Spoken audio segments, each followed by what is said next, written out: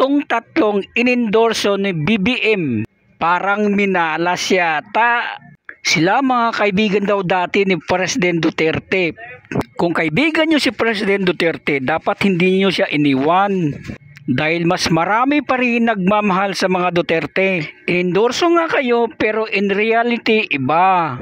Kung talagang inendorso kayo, dapat nandito kayo sa may Ilocos Norte, Region 1. Walang Manny Pacquiao, walang Benhur Abalos, at lalong walang Tolentino si Tol. Kasi ang mga Marcos, Araneta at Romualdez ay nakipagsanib sa mga Pinkies at Yellowies. Ang pinili nila ay ang Tulfo Brothers, si Kiko Pangilinan at si Bam Aquino.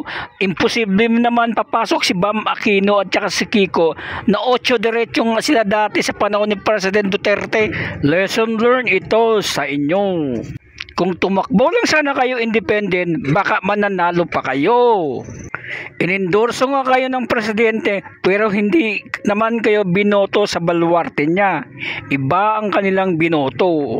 Kaya naman inalat po tayo, hindi po tayo pumasok sa Magic 12. Number 1, Bongo nasa 26 million.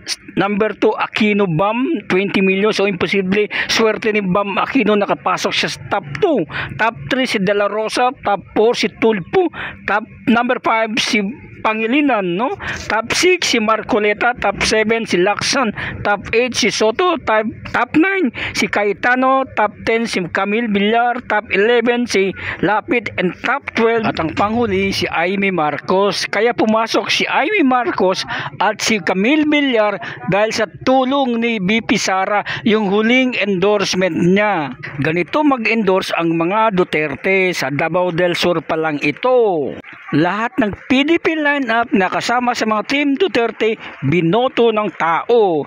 At yung panghuli, hinabol ni BP Sara, si Camille Villar at si Amy Marcos, binoto din. Kaya nanalo.